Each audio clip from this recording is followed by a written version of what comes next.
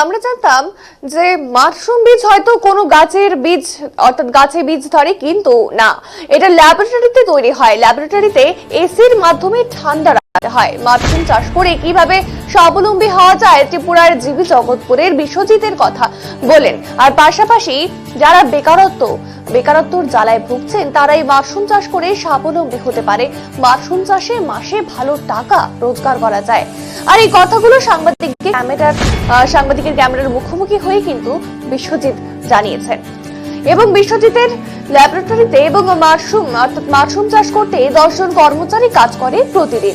আরো বললেন বিশ্বজিৎ বেকার, ওনার থেকে মাশরুমের বীজ নিয়ে ব্যবসা করতে পারেন। আগে ব্যবসায়ীরা ত্রিপুরার বাইরে থেকে বীজ এনে চাষ করতো, তাতে কি হয়, বীজ আনতে আনতে অনেকটা গুণগত মান খারাপ হয়ে যেত। কিন্তু ওনার থেকে বীজ নিলে খুব অল্প সময়ের মধ্যে ত্রিপুরার যে কোনো জায়গায় পৌঁছে দিতে পারবে।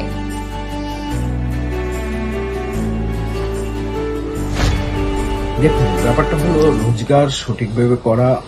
মানুষ 2-3টা পন্থাই নেয়। কেউ সরকারি চাকরি, কেউ কোনো একটা স্বাবলম্বী হওয়ার প্রচেষ্টা করলো বা কোনো একটা ট্রেডিং ব্যবসা করলো। তো এর মধ্যে দেখুন, যদি ওই কোনো একটা ব্যবসাতে আসে, ওনার সবচেয়ে বড় পজিটিভ পয়েন্টটা থাকে যে আমি ইনকাম করছি আমার জন্য, এমন না যে আমি আরেকজনের জন্য ইনকাম করছি, উনি আমাকে কিছু দিচ্ছেন, তেমন ব্যাপারটা থাকে না। ঠিক আছে, তো আমি একটা ব্যাপারই বলবো যে ত্রিপুরা যে প্রত্যেকেই এখন মাশরুমটা জানে, চিনে, যেটা আজকে থেকে 10-15 বছর আগে অনেকেই চিনত না। তো যার ফলে দেখবেন ওনার বাড়ির আশেপাশে বাজারের মধ্যেই হয়তো বিশাল পরিমাণ মাশরুম বিক্রি হচ্ছে না, তো অল্প পরিমাণ বিক্রি হচ্ছে, কিন্তু বিক্রি হচ্ছে, এটা ঠিক। তো উনি মাশরুমটা চাষ শুরু করতে পারেন।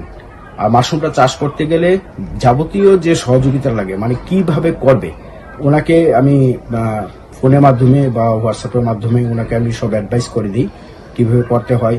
তারপর মাশরুম করতে গেলে যে ম্যাটেরিয়ালস গুলো লাগে, বীজের পাশাপাশি আরো কিছু জিনিস লাগে, তো সেগুলো আমি প্রোভাইড করি।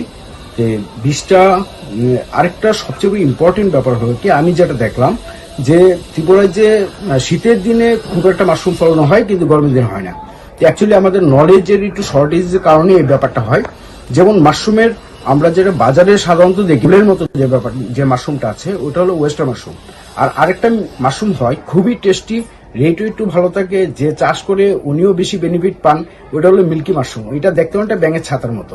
কিন্তু সবচেয়ে ব্যাপার হলো কি, গরমের দিনে মাশরুমটা এই কারণে করা হয় না যে ওই মাশরুমটা গরমে করতে, ওয়েস্টার মাশরুমটা ফলনটা ভালো হয় না, গরমে নষ্ট হয়ে যায়।